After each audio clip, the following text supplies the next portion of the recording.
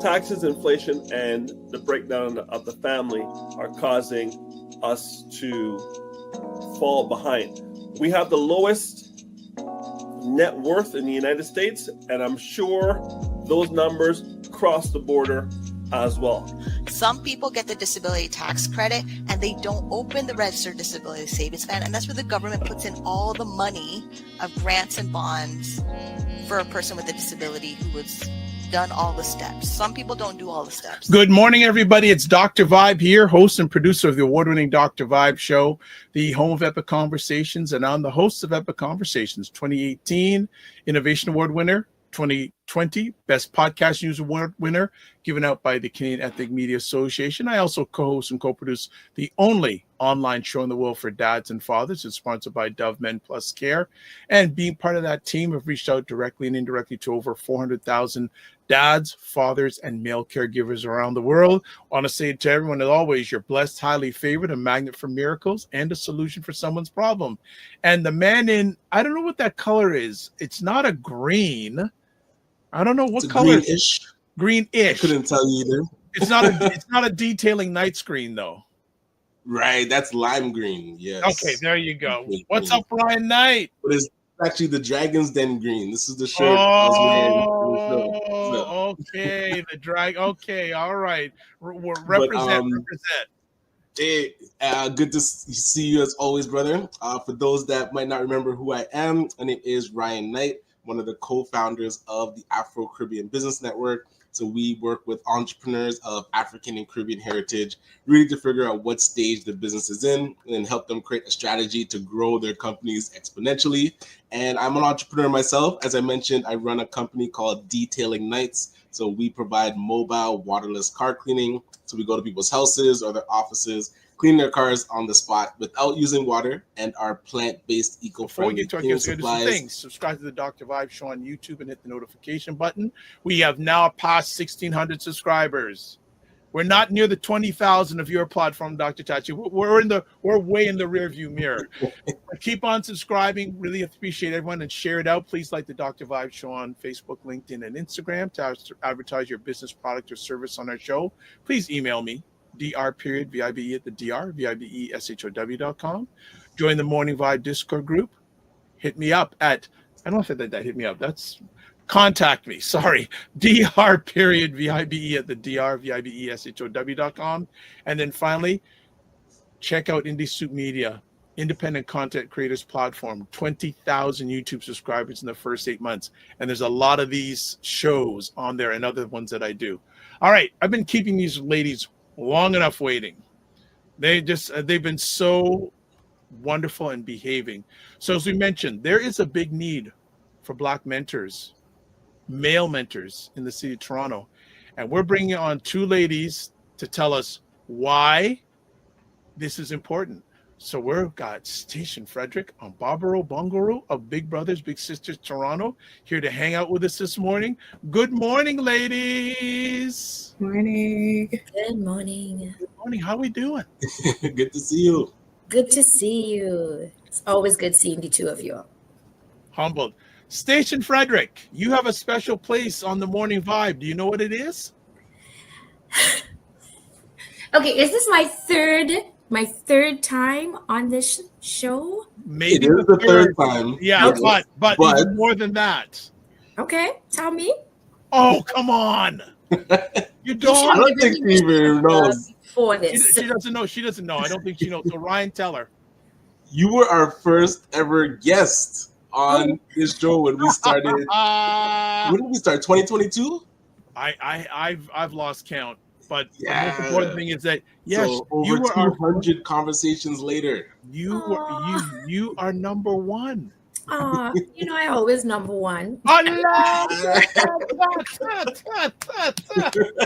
There we go. There we go. Well, good morning, ladies. It's a real pleasure to have both of you on. First things first, if you can just share a little bit about your background. So, Miss Frederick, go first, because the last time you were with us, you weren't where you are now. So there needs to be some updates. Absolutely. For about 8 years, I was the proud executive director of Western Frontlines Center, which was or is a youth center in the Western Mount Dennis area. One of the poorest ridings, not just in Toronto, but across Ontario.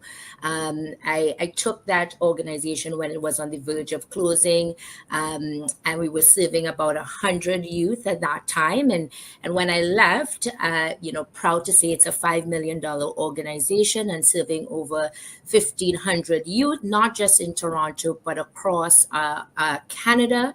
And really, really impactful work, which is around addressing the pressing needs of Canada's most vulnerable children and youth.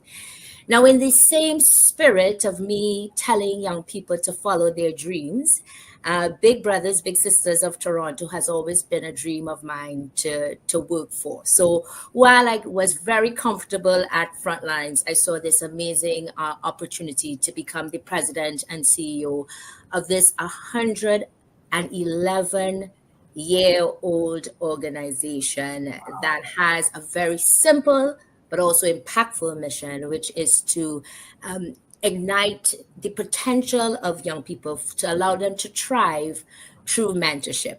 And so I'm now the proud president and CEO of Big Brothers, Big Sisters of Toronto. Oh, wow. Congratulations. Excellent. Thank you. Before we get to Barbro, in regard to that process, did you approach them or did they approach you? I approached them. I saw the job posting, and I shared this on Friday, but I literally said in 2016 that I was going to take this job at a very small organization. I was going to make it grow to scale, such that when the opportunity with Big Brothers, Big Sisters of Toronto come up, I will be well positioned to apply for it and will be the successful candidate. I said that in 2016. Wow. And look where I am. So very strategic in my career plans. Wow. Well, I'll just add to that, everyone. Dreams don't have an expiry date. Valid. Yes, yes. They don't have an expiry date. Yes. Well, Barbro, you have your own story. Share it. Well, share it up. I don't know how I can follow that, but No, you don't follow it. You carve your own lane. of course. So yeah, I started this journey actually with Big Brothers Big Sisters of Toronto back in 2019 as a placement student here while I was completing my bachelor's in social work. So I kind of started that journey there and got hired in 2020, right when the pandemic happened.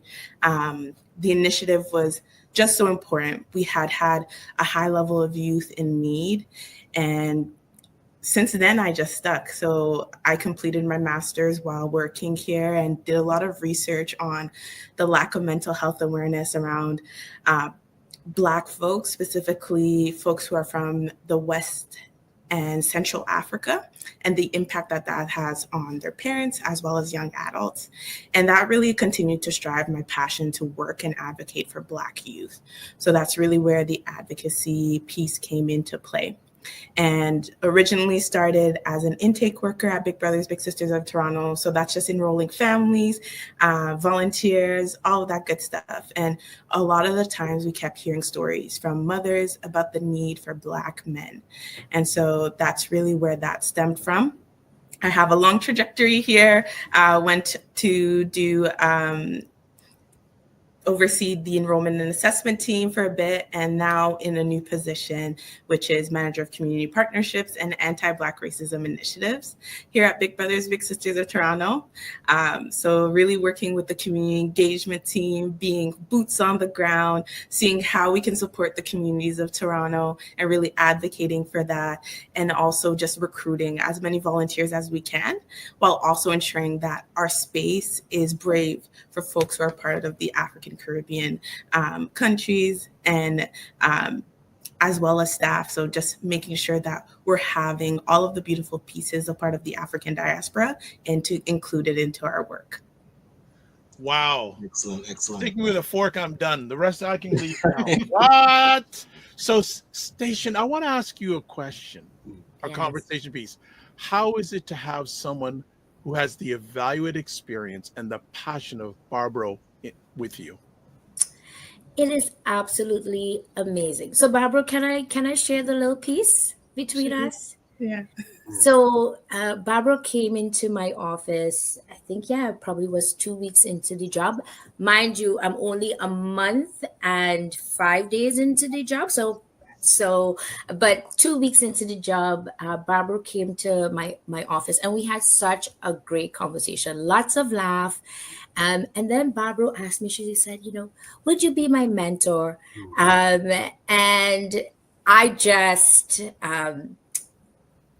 if this is not the work of what I do, then I don't want to be doing this work. So having such a phenomenal like young woman even see me as a mentor, because she's making her own strides in the community, doing great work around anti-Black racism. So it makes my work a joy, having someone who's working inside the organization and outside the organization to champion this piece around anti-Black racism. And Barbara, you're so smart to ask that question, because I remember going into Station's office, like, listen, can you mentor me in this whole nonprofit space? Listen, she is the blueprint of how executive directors, CEOs of organizations should be operating. So well done in seeing that. And so now, you stepped into Frontlines, and it was in a space that needed a lot of rebuilding. Now you're stepping into Big Brothers Big Sisters, definitely more established. But I'm curious, because when you first step into organizations, you kind of in a like observing mode, and I'm curious what you're seeing that now this call out had to be made to Black men. Like, why weren't we involved? Like, what are you seeing that might have been keeping us out? Yeah, so I think in sort of doing an analysis of the organization, and Barbara's team have done great work in the Black community. So working with groups like C for Young Black Professionals or Naya Center for the Arts, and doing that type of recruitment. I think I have a very guerrilla type marketing strategy, which is very different from sort of corporate type of marketing. And so I am just going to say what needs to be said, which is we need Black men to support our young people, because there is a huge wait list of young people. I did a post on Black Toronto in regards to that we need Black mentors. And the number of inquiries that I received was phenomenal. I want to thank the Black community for reaching out. But two things that really sort of hit home for me. One mom commented on the post that said, as a mom of the 150 Black kids on this waiting list, thank you for doing this. And then another mom said that her child waited so long on our wait list such that they transitioned out of the program, never getting a mentor. Gotcha. And that does not sit well with me. If the last thing I do in my tenure, however long this may be, 5 years, 7 years, it is my goal that no child is on our wait list, that there is a mentor that is ready, is trained, is available to support our Black youth, because our Black youth deserve it. Mm-hmm. All youth deserve it. Our Black youth particularly need it. And so that is the difference, where I say, okay, we need to change our strategy in reaching out to our community. Like, you need to tell our community, Black and white, what is the issue. Mm-hmm. You can't put nice pictures on social media and for people to realize that there's a need. You need to tell people that there is that need. And so I think that is some of the shifting and the change that I saw. And I'll tell you, because when I saw the post, it felt like, hey, wake up. Like, because I didn't know that the wait list was that long or that big. And so seeing that, and you realize, like, you hear of Big Brothers Big Sisters and you're like, okay, they're good, you know, they're big. And our company, we work with them as like volunteers to do car wash fundraisers before. So you think everything's fine, but sometimes you need to be told, like, hey, this is what's needed. So now with the Black men reaching out, would you say there's been enough outreach that we can start chipping away at it? Or how do you feel like that response has been to actually like cover the shortfall? Yeah, no. So, I mean, we have had, and maybe Barbro can speak to the number of how many inquiries that we have had. Um, and she can also probably speak on, even when somebody makes an inquiry, the chances of that person following through with the application process and then waiting to get that match, there is a sort of retention or a fall off, a drop off sort of rate. And so we need to go high in our numbers in order to reach the target. But I'll let Barbara sort of answer some of those pieces because she has really been on the ground for a very long time to speak about, what the inquiries and what we've seen in terms of our rate, our drop-off rate. Mm-hmm. So typically on a regular month-to-month base, we get about 100 inquiries, which is a great number. However, the number does drop post Bigs 101, which is our information session, as well as during the process. Also, the folks who are applying tend to not be a part of the Black community. So that's also where the gap is, knowing that about 60% of the youth, so that's youth who are Black identifying or mixed race youth, are a part of the Black community and are really looking for bigs who look like them, who've gone through similar life experiences that they've been through. So that's really where we're seeing the gap in that area. So Station's post did a great thing, and we did get a lot of number of inquiries come back. And we're just hoping to get more and more folks. So we're pushing that initiative in 2025. We're going to continue pushing for more Black men to see how much it can impact a Black youth's life, right? Last year, we launched our first Black youth mentoring program, and we launched it in collaboration with Afrocentric Alternative School. So we were able to service about 40 kids at that school. We divided them into two sections, so the boys and the girls, and you really see the impact and how much that touches the youth there. And just for someone that looks like them, they advocated for a curriculum that resonated with them. So we usually were presenting them with our impact program, which is just our typical boys or girls empowerment program. But they wanted something to their heritage that connected to the Sankofa, the 7 principles of Kwanzaa. And that's what really builded our curriculum. So this ask here is like, yes, we get numbers in volunteering. There is a drop off, but what we really need is Black folks to step in and really support the Black youth that are strictly in need right now in the community of Toronto. Okay. We've got questions in the audience, and I have questions. So you're going to be here for a few minutes if it's okay. So there's a lot of good questions here. So let me ask, what is the overview of Big Brothers Big Sisters and its mission? What is the mission of Big Brothers Big Sisters? Sure. Barbara, you want to go ahead? Yeah, of course. So essentially, our mission is building thriving communities by empowering lives through mentorship. So we believe that stepping in and being an additional positive adult can really help a youth attain all their fullest potential. So that's really what we strive here. We believe that a lot of the youth in the city of Toronto may have 1 or 2 positive adults in their life. And by adding another one that is consistent, there for them, a hearing ear really can help them just reach the stars. So that's really what the work we do here. All right. Another conversation piece. What impact has it had on the lives of young people in Toronto, especially within the Black community? Yeah. A big piece of it is some folks may have been in a space where they didn't know that they were able to graduate or even able to receive bursaries. So through our programming, we have a lot of opportunities where some of our kids are able to apply for grants that will support them in post-secondary education. So some of our Black youth have been able to receive those bursaries and has really impacted their trajectory.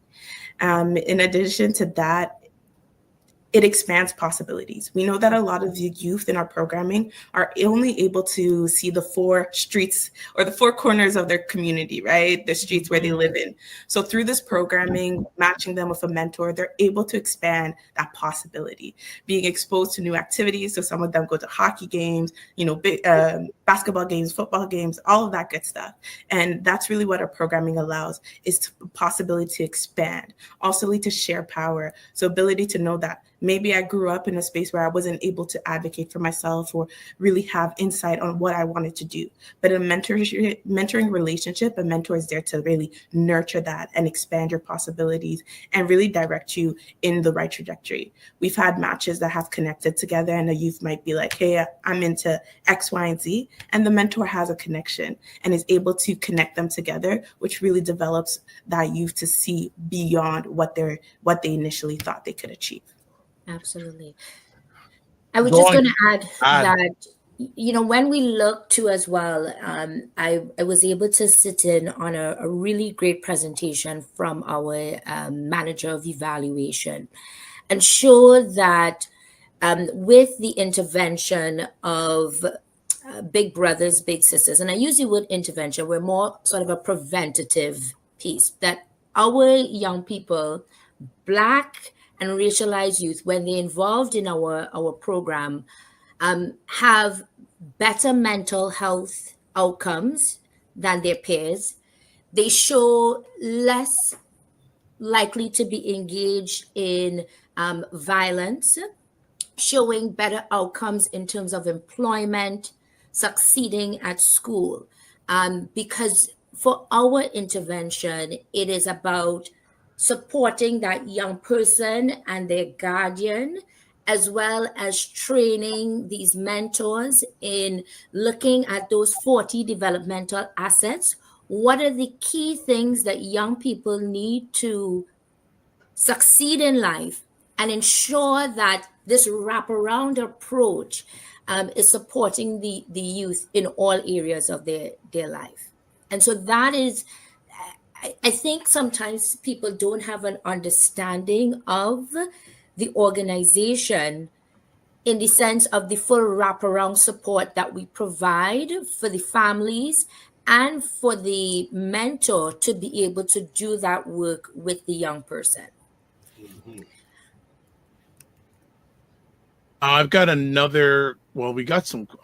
Better that the audience get some questions on here because they'll leave us. So, first of all, Frequency of Promotion says congratulations to you, Ms. Frederick. Also, he has a question: are there any prehistoric partnerships that your organization has? If not, what organization do you think should be aligning with your organization to fill this gap? Great. So I will let Barbro answer the first part, and then I will answer the next part of what are some of the partnerships moving forward. Yeah, of course. So this year has really been a stride for partnerships. So in the past, we weren't having a lot of partnerships, diverse partnerships, I would say, primarily within the Black community.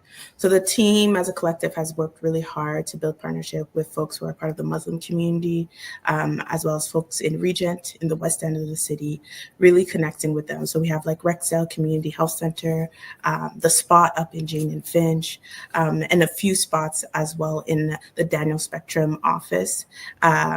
That we've connected with to really try and see like, how can we support you and how could you support us in attaining both of our missions in Toronto. But with Stachen coming on board, it's going to go full force moving forward, really connecting with folks who are serving or having relationships with Black youth who are ages 18 and up is really what we want to partner with. And I'll let Stachen kind of talk a little bit more on that. Yeah. So I am very much interested in looking at partnerships that meet the need, particularly with volunteers. So if it's looking at ACBN? Are there mentors, Black men who are entrepreneurs, business owners, leaders within organizations who want to mentor a young person? Looking at sort of affinity groups within organizations. So whether it is, for example, the Black Employee Network that is part of TD Bank, it's reaching out to them. So really looking at who do we want to target to support our young people, and being very strategic in who we are reaching out to become mentors. And I could think of many different sort of communities. There's the Black Founders Network out of University of Toronto, looking at programs at DMV. I was at an event and was able to connect with Isaac, and being able to say, can we reach into your network, whether it's the Black North Initiative? Being very, very strategic on who we are reaching out to ensure that we are getting a group of individuals who are able to support our initiative. All right. Another conversation piece that I have is, how does the mentoring program work, and what does a typical mentor-mentee relationship look like? Amazing. Barbara, I'll let you take that piece, and I'll answer the second piece. So you talk about the process and that those elements. So our process is quite linear in itself.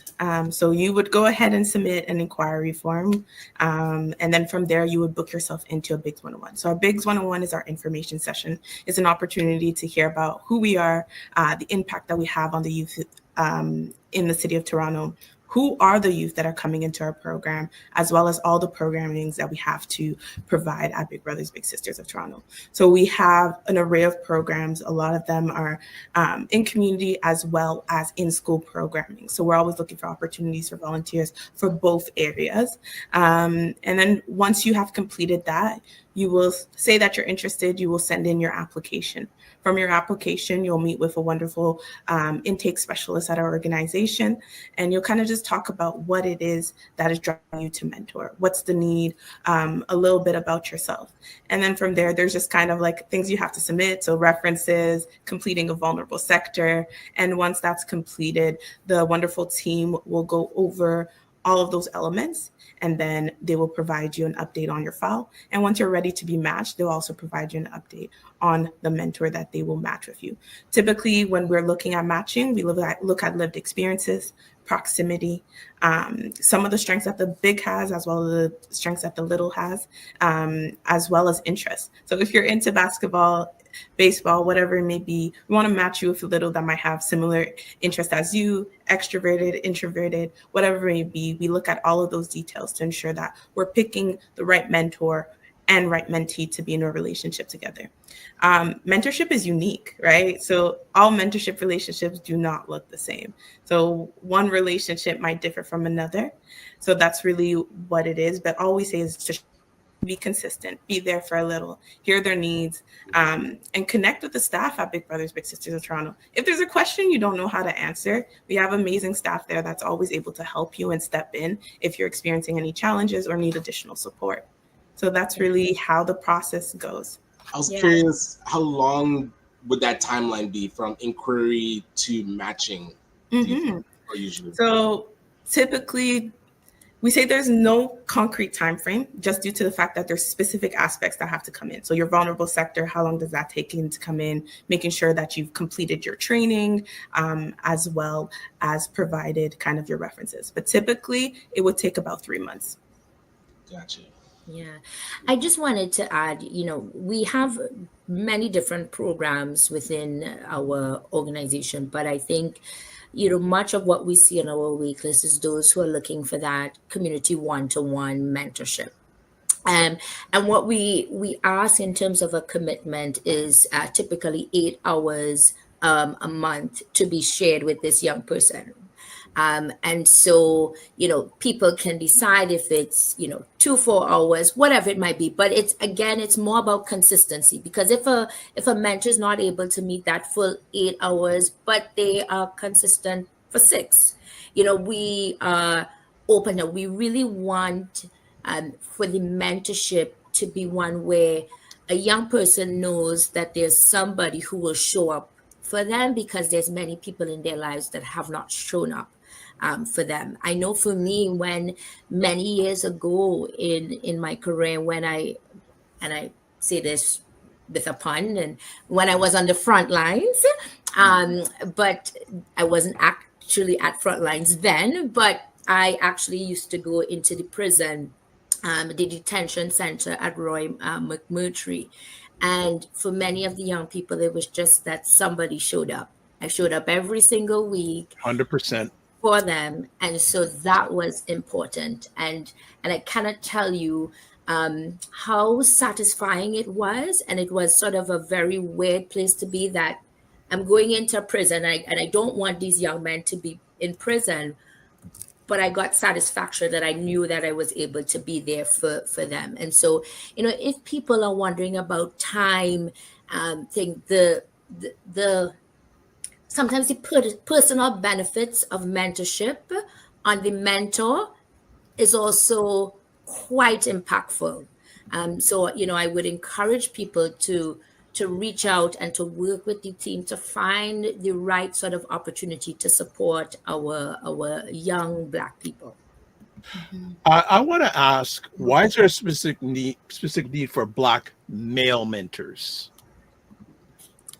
Because there's Black boys on our list that have actually stated that they want a Black male mentor.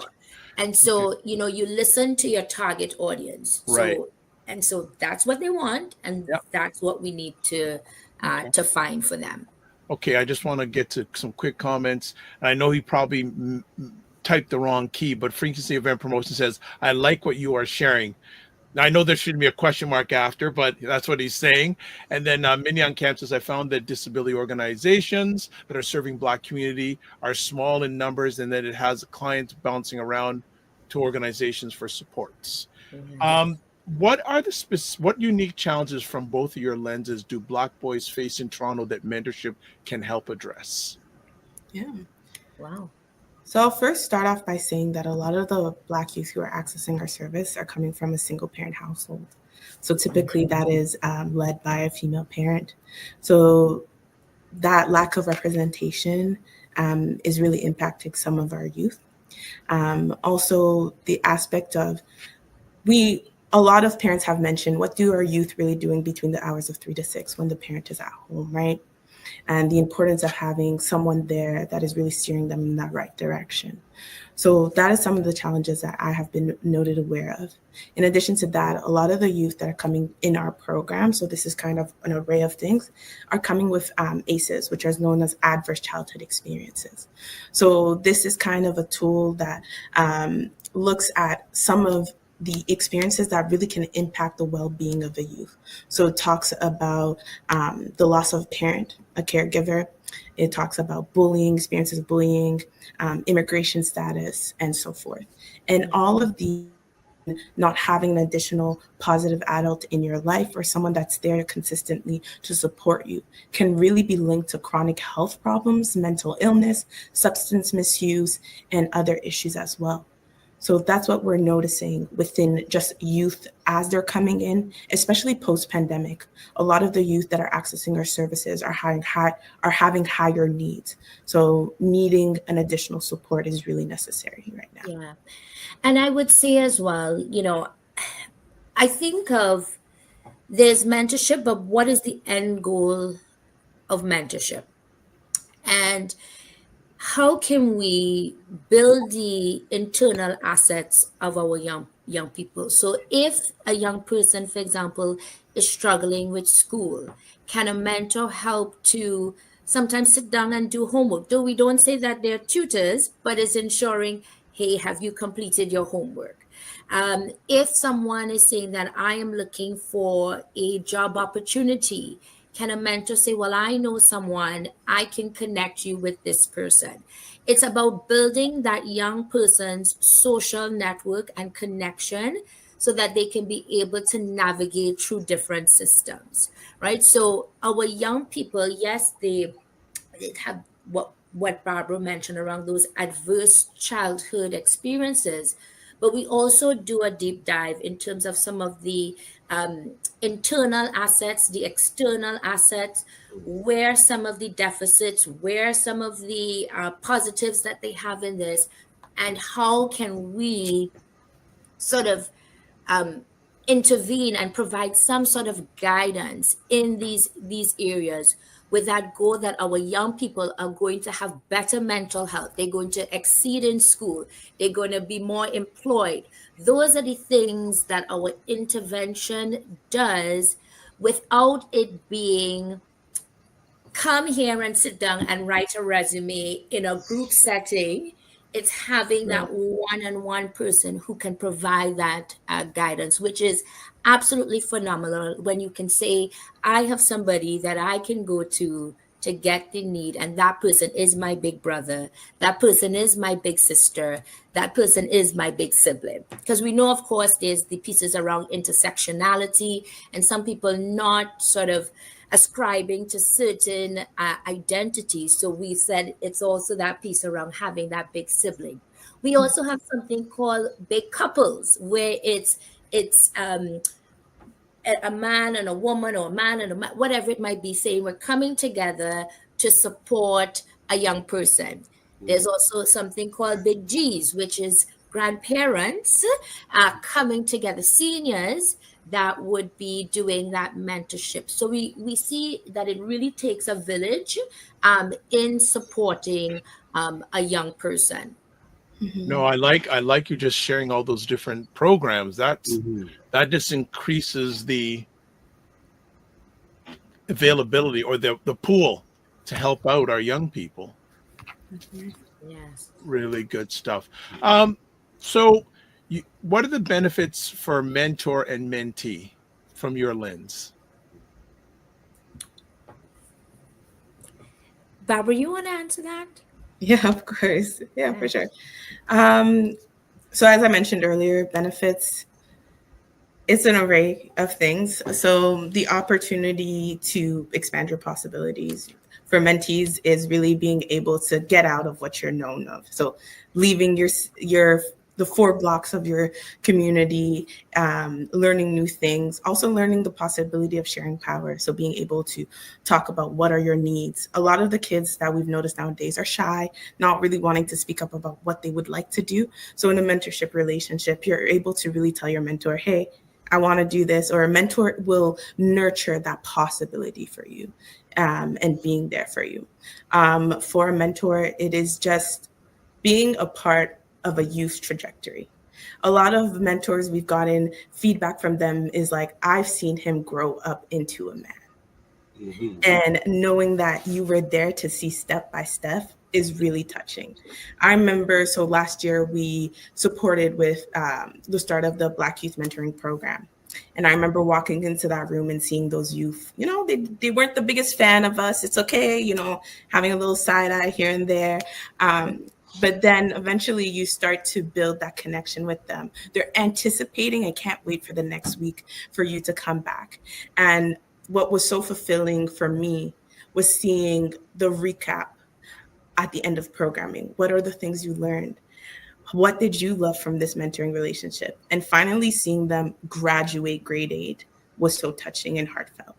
So knowing that you're leaving a lasting impression on a youth is really a warming aspect. For myself, I grew up in a space where not many people look like me. And it was really hard for me to connect with my peers. And when I finally, engaged with folks who had similar experiences, similar stories to me, it really made me feel like I belonged in society. And that's really the aspect of what mentorship is letting your youth know that they belong and that I'm here to help you reach your fullest potential. And I'm so curious. I'm sorry to go back to this drop off of men that start the process and then don't finish. Have you thought of maybe they need a mentor? Like, what's the community of the Big Brothers like? Okay, I'm gonna put Ryan's email address up after No, that. I'm curious. Like, not just is there joking. ways I'm to just joking. guide these I agree. inquiries along, right? No, Like, I agree with you because like one of they the don't questions drop I was off. because one of the questions I was going to ask is what reasons do men sort of push back saying no? Do they give any reasons for not going through? Yeah. So let me just say this. It's not just a black men issue. We have dropout rates from many communities that are not, able, or many individuals from the various communities that drop off. So I think some of the reasons is that people may not be aware of where their life will be in a year from now, 2 years from now, and so they don't want to commit because they don't want to let down the young person, right? People may have a lot going on in their lives, and so with that, people feel, okay, I don't want to move forward in it, because we're really asking you to make a commitment into somebody's life. And so I think that is piece. And when the organization did some research, both in Scarborough and in Regent Park, when people are struggling to survive in Toronto with the high economic challenges that we're facing right now, and when people have to work 2 jobs or 3 jobs to make ends meet, they may not be able to find the time to volunteer. And so those are some of the pieces where, we realize that volunteering is becoming much more challenging, particularly for certain demographics, because people are just trying to survive in this economy. And so we as an organization also have to think about how are we changing and pivoting to meet the needs of our participants, but also the needs of our community, to make sure that they're able to mentor. I saw a question in the chat, and I just wanted to make sure that it is addressed. We serve youth between the ages of 7 to 16. You can, once you're 16 years old, you are able to still continue on in being able to have that mentor once you are at 16. But if you can't enter the program at 17, 18, etc. So, when I mentioned that there was a young person who transitioned out of the program, the person had reached that age where they no longer fit that 7 to 16 age category. Mm-hmm. All right, another conversation piece. How do you, from both your lens, how do you feel the lack of Black male mentors affect the broader Black community in Toronto? Barbara, you want to answer that? Yeah, of course. How it affects the broader community of Toronto is that, our Black youth will be our tomorrow. So if our Black youth aren't getting the support that they need today, it really will impact the trajectory of what our Black communities will look like. As Stachen mentioned, we know that a lot of young adults between the ages of 18 and up are having their own challenges. We actually did a phenomenal research up in Rexdale and Jane and Finch with youth between the ages of 18 and up, and seeing what is preventing you from supporting Black youth. And primarily most of the participants were Black folks. And a lot of it was the challenges that Stachen had mentioned. And it shows that if some of these youth had that intervention earlier, would they have these challenges that they're experiencing today? So that is really what we want to have, is an impact on these youth. We want to have them sitting on shows like this 10 years from now, talking about, I had this mentor that did X, Y, and Z. Mentorship is long lasting and really strives youth to attain everything that they can. I don't know if I'd be where I am today without the mentors who have come into my life, right? I think that is the opportunity of analyzing, is that mentorship is life-changing, is life-lasting. We have mentors and mentees 20, 30 years post that are still in connection today, have attended each other's weddings, graduations, the birth of a child. I think that's really the important piece, is that mentorship builds lifelong relationships. And the teens of today, the Black youth of today, need that, so that we're creating a better tomorrow for the Black community. Okay, got a question here from C Nurse K. Says, morning all. Just wondering if there is a hybrid model where mentors can connect virtually and in person, i.e. virtual check-in between in-person meetup. So prior to the pandemic, during the pandemic, we had a virtual option, but as we are going back into post-pandemic effects, we actually realized that in-person connections really had a deeper relationship, deeper impact on our youth. You are still able to connect with your youth post meetups, maybe send them a quick text, seeing how they're doing and all of that good stuff. But we really want that one-to-one in-person relationship to be built. Also, we have here from Frequency Event Promotions, is there a formalized budget for mentors to effectively plan outings with their mentees, i.e. attend baseball game, basketball game, comedy show? Yeah. So at this current moment, there isn't, but this is absolutely something in my 1 month that I am looking at carving out for the future. In the interim, we have really great connections. There's an organization such as Kids Upfront organization that gives tickets to basketball games, to the art gallery, to the Nutcracker, and so we always put that out. We actually just recently launched an app where we can send out information about different outing opportunities. Also, we provide mentors with a blog where they can, where we itemize different things that they can do with their little. But absolutely, we are working at developing out sort of a process and a plan to support in providing funds for those outings. Very cool. Roger Dundas says, how can we mentor? I'm always available and can find other Black men to participate. I will send Always an email to available, Roger. I will send an email to Roger. Absolutely around this. Okay. Yeah, so that Stachen and I, we've been working on some info sessions or webinars that'll explain the process. So see how Roger put always available? We'll see if he shows up to that initial info session. Oh, he's here. Roger doesn't have to. Roger can just email me. There you go. Exactly.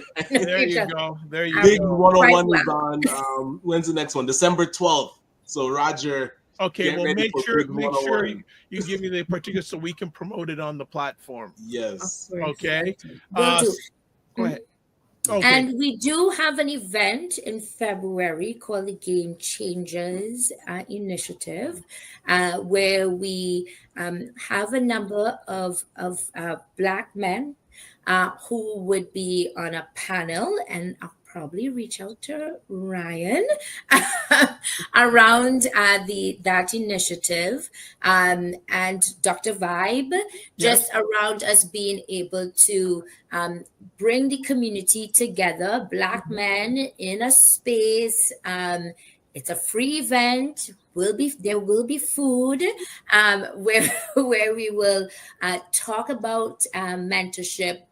And we'll talk about the benefits, and again, providing details of how people can get involved with Big Brothers, Big Sisters of Toronto. So this is an initial first, but the Game Changers, there would be, much more staff on site to answer individual questions, to sign you up on in our inquiry form to take you through that process. So there's a lot that is happening, again, to make sure that we are recruiting Black men to support our youth. All right. I was curious, Go ahead. are there signature events that Big Brothers Big Sisters Toronto does? I remember Peel used to have the golf tournament and the bowling night. Are there Right. signature ones that you already do? Yeah, so we have our typical fundraiser, which is called Big Night Out, and that's our gala. We are also planning another event to really mobilize the community to come out, and that's something that we're looking at in August, September of 2025. But right now it's our big night out. And again, there's the Game Changers event that is happening February 20th. Barbara, before she even knew me, decided to have it on my birthday.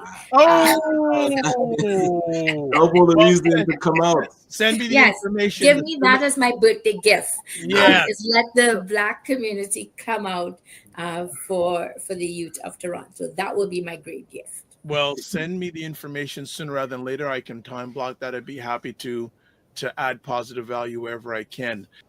Oh, actually, I have a question. What are the ideal qualities you're looking for of a mentor?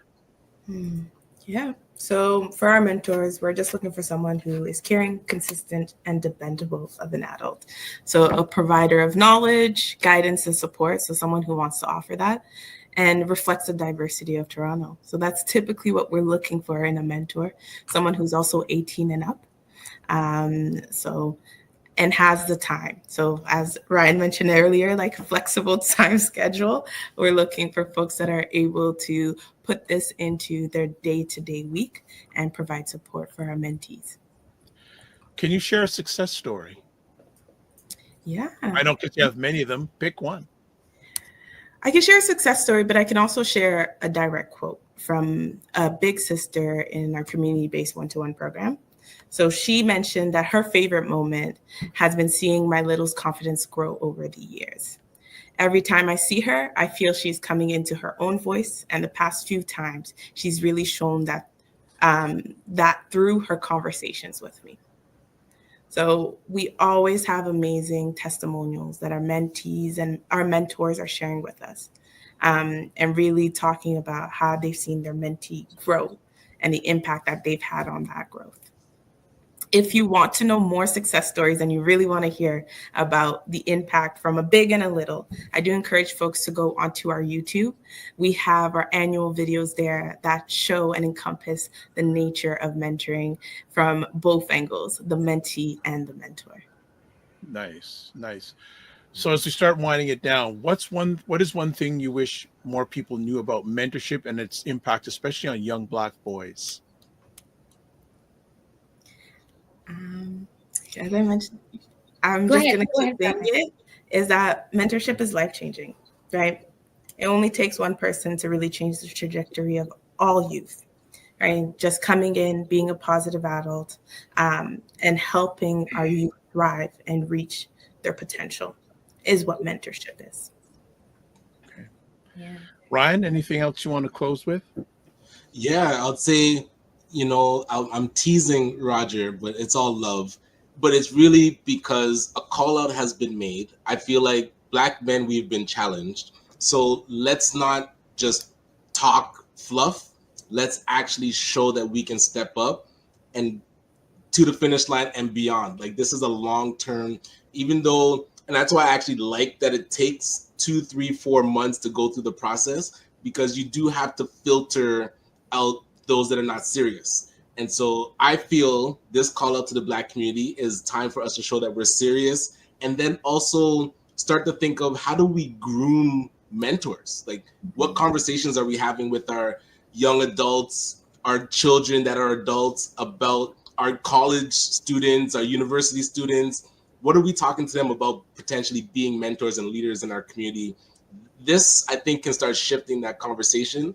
And I love the call to action. So Stachen, thank you for putting the pressure on the Black men in our community. But again, this spreads to all communities. Like, hey, if the need is here, we have to step up. but this is really a call out to all people about mentoring our youth. So I'm looking forward to seeing more of us step up, and again, being part of that call to action as well. And Stachen and Barbro, really appreciate the work that you do, because I know it is heavy. You know, you're hearing conversations from young people that you wish the best for, and they don't have the best circumstances, and you're actually in position to create a great circumstance for them. So I just applaud that, and I feel Dr. Vibe would feel the same. We're here to support anything that you're doing because it's so needed. So I really appreciate this conversation. So thank you for being on the show with us. Yeah, Thank you for having us. Dr. Taji says, great take, Ryan. And another thing, and I share this, I don't share it a lot, but it's interesting. More people who don't look like me ask for mentorship than do look like me. Okay. I'll just let that settle. I'll just let that settle. And Roger says, just to be clear, I'm currently mentoring a lot of people. So he wants to say that. All right. So it's up on putting it up on the screen. There's a whole pile of information: website, Instagram, Facebook, and LinkedIn, X/Twitter. Also, email address, info, Toronto, bigbrothersbigsisters.ca, phone number 416-925-8981. And actually, I have met one of your board of directors, Julie Adam. Yes. I know Nice. Julie Adam from her days when she's with Karis now, but before that she was with Rogers Sports and Media. Yeah. Gotcha. And actually during that conversation, she mentioned Big Brothers Big Sisters and how important it is for her to serve that organization. So that would love to hear a final call to action from each of you. I don't know, Please. Barbro, if you wanted to start, like, what is the message that you'd love to give to our audience to stick with them? To stick with them, about over 40% of the youth that we support are Black youth, and a lot of them tend to age out of our program. We really need Black mentors, Black men specifically, to step in and support these young Black men to create a brighter potential for them. Stachen. And Stachen? How do I follow that? I think just okay. In September, in the community that I was working in, there was 2 homicides.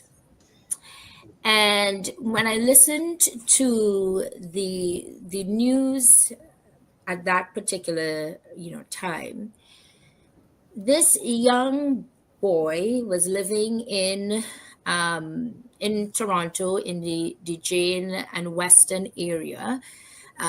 He came up on his own and was staying with his aunt, who his parents were back in St. Lucia. So it was only his aunt thing. And one of his aunt's friends said, she wished she had turned back that day because she was taking her kids to the CNE. And when you think about our model that talks about that third person, the guardian, there's also the intake and support worker, and then this mentor. If this young person was connected to Big Brothers Big Sisters of Toronto and had that fourth sort of person being there, where would have this young man? He probably wouldn't have been dead today. And so I asked for people to think about, let's not wait until we get these news. Let's try to help prevent it by stepping up for the young Black people of Toronto. Our young people deserve it. And as I said, they need it. And for me, who has also mentored many people in my life, if somebody reaches out to me and asks me for mentorship, I always say yes. And so, if it's the Rogers of the world, the Ryans of the world, myself, we can take on so many. You can do just one. And if you say just one, I've always started off my career saying if I could have helped one Black youth, I have done my job. And back in 20 16 when I saw a young man walk across the stage after a teacher told him in front of me that she doesn't think that he will tantamount to anything. He won't go to college in front of me. And I saw that. You can also just say, I can be that one. We can all just be that one for a young person. Sign up today.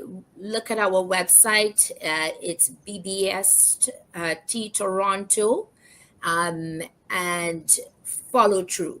Be committed for the young people of Toronto.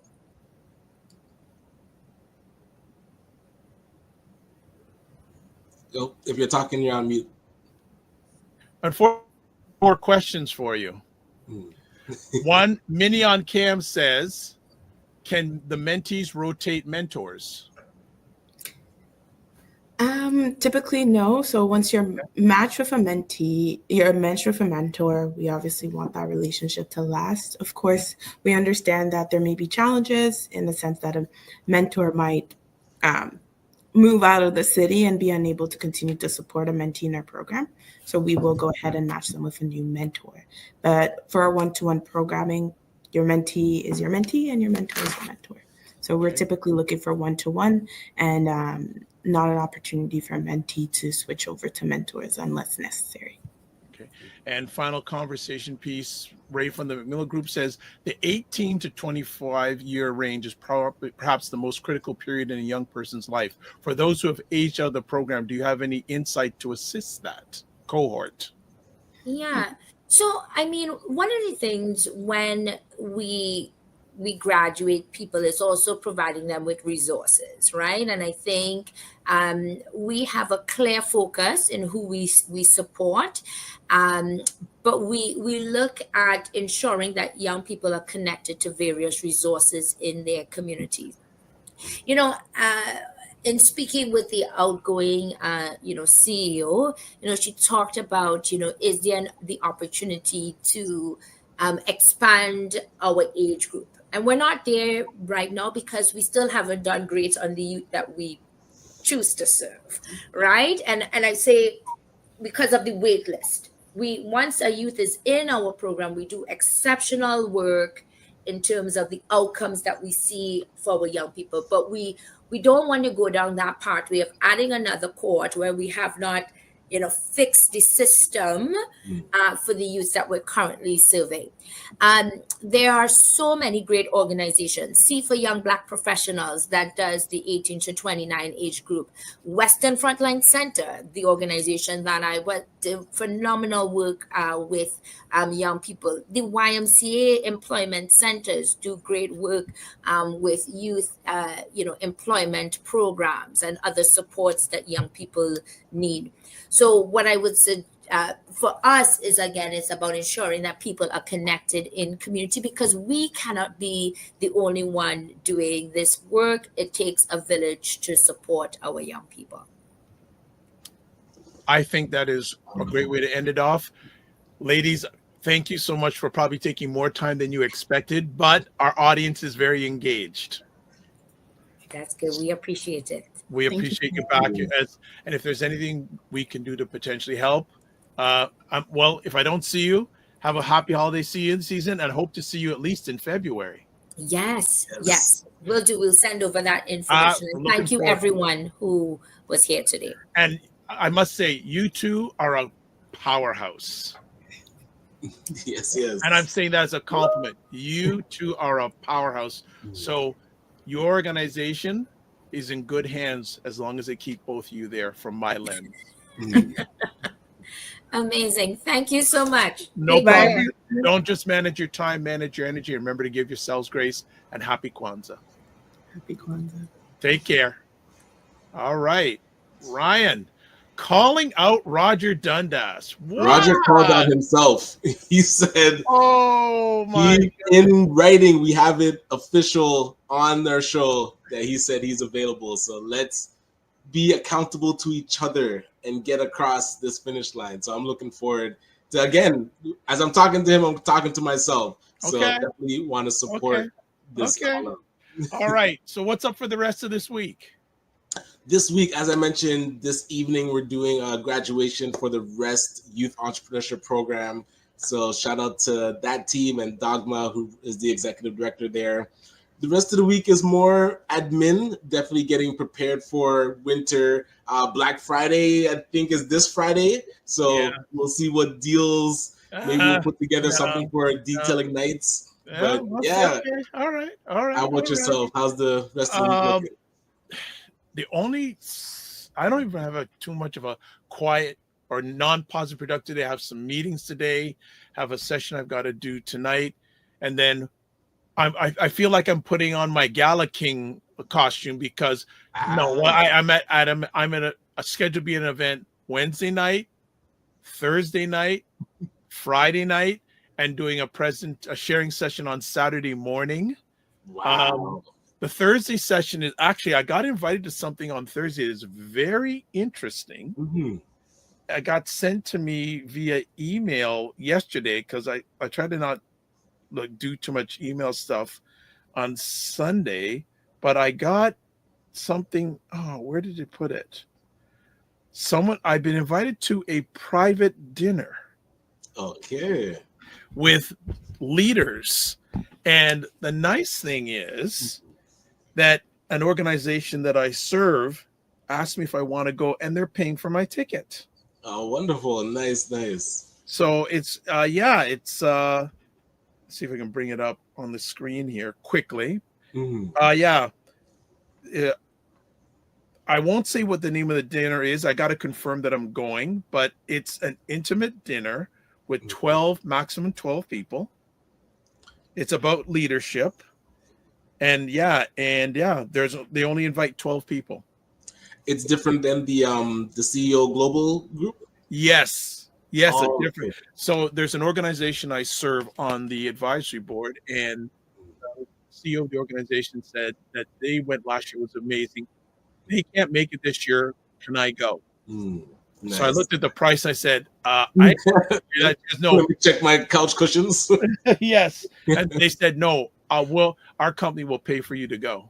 Nice. That's amazing. I love that. So on Friday, speaking that I'm going to be there Friday, we're going to have some very interesting conversations, as much as I can share of this event, because it's a really, like one of the quotes from last year's dinner says, from a Black gentleman, said, each conversation I engaged was a journey through diverse perspectives, fostering connections that went beyond the usual small talk and delve into meaningful exchanges. The richness of these interactions was a highlight of the evening, showing the true value of bringing together individuals from different walks of life. Yep. So it's it's not cheap to go. Let's put it that way. And they have the chef right there. Ooh, amazing. It's a held it out place, but the chef is right there cooking for you right there while you're chatting. I love it. So I'm putting on my Gala King. This is not gala stuff. I don't do galas, but I feel like I'm living Ryan Knight's world for a few days this week. Right. Yes. So want to say thank you to everyone who dropped in today. Epic conversation. Really, really good. Really, really good. So before we close out, and on Friday we have Minnie on cam, so she's been making some comments in the comment section, so she'll be here. And so subscribe to the Dr. Vibe Show on YouTube and hit the notification button, like the Dr. Vibe Show on Facebook, LinkedIn, and Instagram. Again, thank you everyone for subscribing. Finally over 1,600. Let's go over 1,610. See? Small increments. Yes. Advertise your business product or service on the show. Email me dr.vibe at the vibe.show.com. Join the Discord group. Email me. Let's see. What else do we got? Do we have anything else? Yes. If you want to get a hold of the man on tour, Ryan O'Neill Knight, website, RyanO'NeillKnight.com, LinkedIn, Ryan O'Neill Knight, Instagram at Ryan.99. And that's Knight, Knight. Okay? 99, yeah. Have you ever had someone mess up on that? No, more so if I'm telling it to somebody, they'll say that first. Yeah. Like, no, with a K. Hey, Yeah. there you go. Yeah. And work with me at RyanO'NeillKnight.com. Here are all the places you can get a hold of me, the drvibeshow.com, YouTube, Facebook, and LinkedIn, the Dr. Vibe Show, Instagram at the DRVIBESHOW, X at DRVIBESHOW, email DR.VIBE at the DRVIBESHOW.com. And I'm also fitting this in. I'm on Blue Sky now Gotcha. at DRVIBES, no, period, B Sky at .social. Just my experience so far has been great. I entered into a group and people are following me like crazy, and there's been no toxicity yet. Gotcha. And actually, they actually have a hashtag Black Sky. So if anyone goes on to Blue Sky, I would suggest you get into that group. If you need any assistance on how to, I'm just a novice right now, but I'm going to delve in, but I've had really good interaction on Blue Sky. That's good. So that's it. And replays, The Morning Vibe, you can catch YouTube, Facebook, and LinkedIn, The Dr. Vibe Show, Afro-Caribbean Business Network on Facebook, and Ryan O'Neill Knight on YouTube. All right, that's a wrap. We got two last comments quick. First Lady of ACBN, Charmaine Hesse, says, great discussion. Tim Frey, you got to watch a replay, but I got to get in touch with you. I'm going to call you again and leave a message this time. Good to have you. Watch replay. And Dr. Tachi says, thank you, Stachen and Barbro. They were great. Yes. Like, can you imagine you brand new in an organization to run it and you have someone on your team like Barbro? Oh my gosh. She was amazing. All right. Live your life as a dream. If you can dream it, you can make it. Sometimes you have to get small to get stronger. Block assumptions, then aim bigger, aim better, aim higher, aim wider. Love, faith, and respect. And don't just manage your time, manage your energy. Remember to give yourselves grace and watch the replays of some of the stuff I did over the weekend. Some incredible conversations. See you on Friday. God bless. Peace well. Keep the faith and walk good.